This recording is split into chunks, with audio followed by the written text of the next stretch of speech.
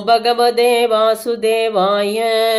श्रीमद्वाल्मीकिरामायणम् आरण्यकाण्डम् 30 सर्गः। करसंहारः। भित्त्वा तु तां गदां बाणैः राघवो धर्मवत्सलः स्मयमानकरं वाक्यं संरब्धमिदमब्रवीन्।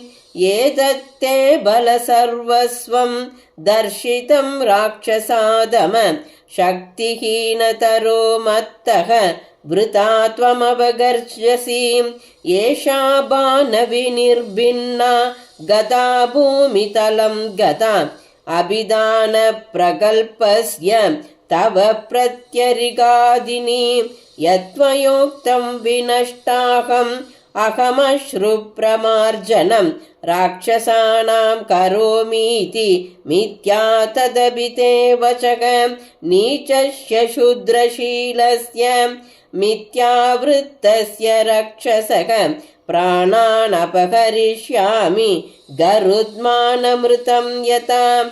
अद्य ते छिन्नकण्ठस्य पेन बुद्बुदभूषितं विदारितस्य मद्बाणैः महीपास्य दिशोनितम्।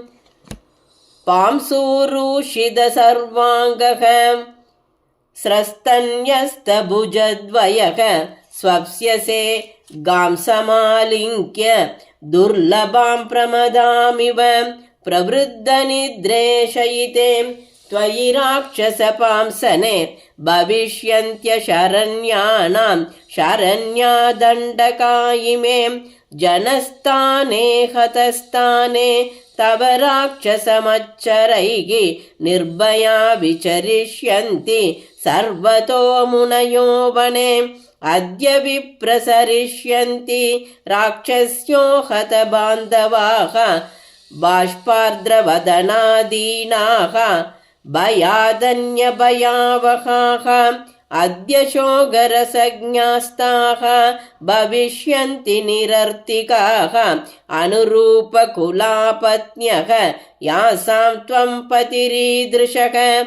नृशंसनी च शूद्रात्मन् नित्यं ब्राह्मणकण्टक यत्कृते शङ्कितैरग्नौ मुनिभिः पात्यते हविः। तमेवमभिसंरब्धं ब्रुवाणं राघवं रणे करो निर्भक्ष्यामास रोषत्करतरस्वनः। दृढं कल्पवलिप्तोऽसि भयेष्वपि च निर्भयः वाच्यावाच्यं ततो हि त्वं मृत्युवश्यो न बुध्यसे। कालपाशपरिक्षिप्तः भवन्ति पुरुषा हि ये कार्याकार्यं न जानन्ति ते निरस्तषडिन्द्रियाः।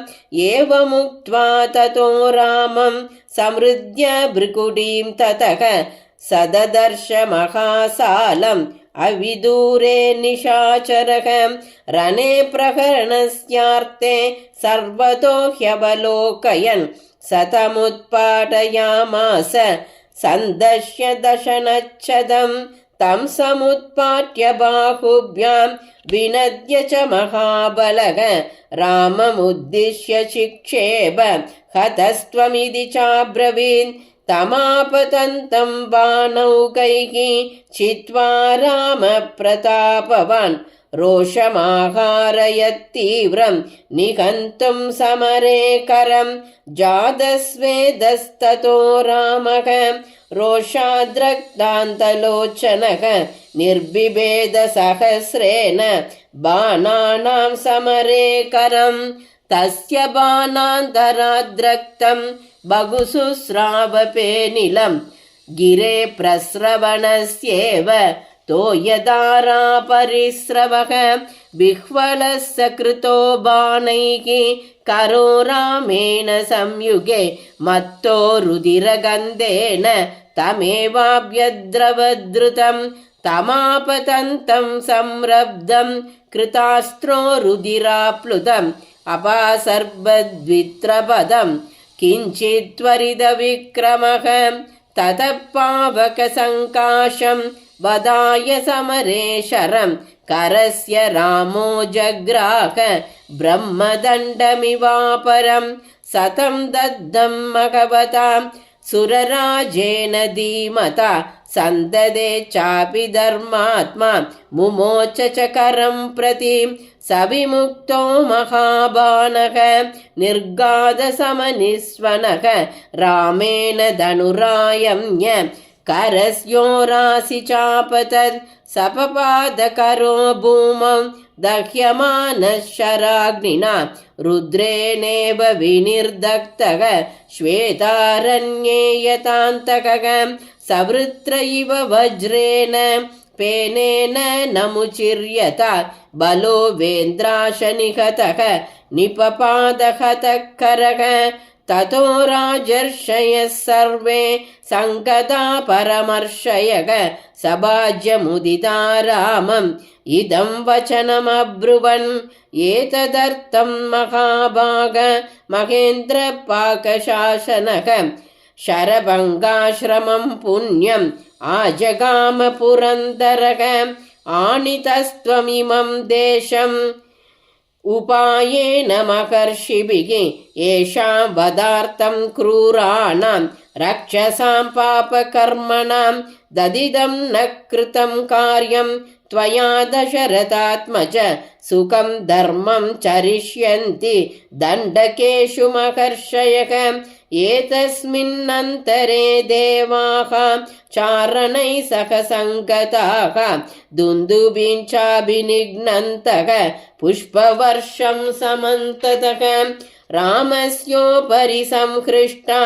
बभ्रुषुर्विस्मितास्तदा अर्धाधिकमुहूर्तेन रामेण निशितैः शरैः 14 सहस्राणि रक्षसां भीमकर्मणां करदूषणमुख्यानां निहतानि महाहवे अहोबद महत्कर्म रामस्य विदितात्मनः अहो वीर्यमहो दाक्ष्यं विष्णोरिव हि दृश्यते इत्येवमुक्त्वा ते सर्वे युयुर्देवायता गतम् एतस्मिन्नन्तरे वीरः लक्ष्मणः सह सीतया गिरिदुर्गाद्विनिष्क्रम्य संविवेशाश्रमं सुखी ततो रामस्तु विजयी पूज्यमानो महर्षिभिः प्रविवेशाश्रमं वीरः लक्ष्मणेनाभिपूजितः तं दृष्ट्वा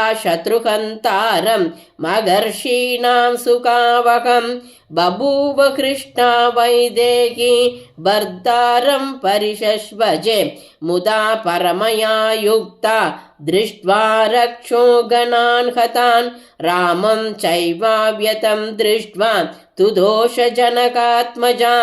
ततस्तु तं राक्षससङ्गमर्दनं सभाज्यमानं मुदितैर्महर्षिभिः पुनः परिष्वज्य शशिप्रभानना बभूव हृष्टा जनकात्मजा तथा। इत्यार्षे श्रीमद् रामायणे वाल्मीकिये आदिकाव्ये 24 संहितायाम् आरण्यकाण्डे करसंहारो राम 30 सर्गः। श्रीदाशरथाय विद्महे सीतावल्लभाय धीमहि तन्नो राम प्रचोदयात्। जानकीकान्तस्मरणं जय जय राम राम।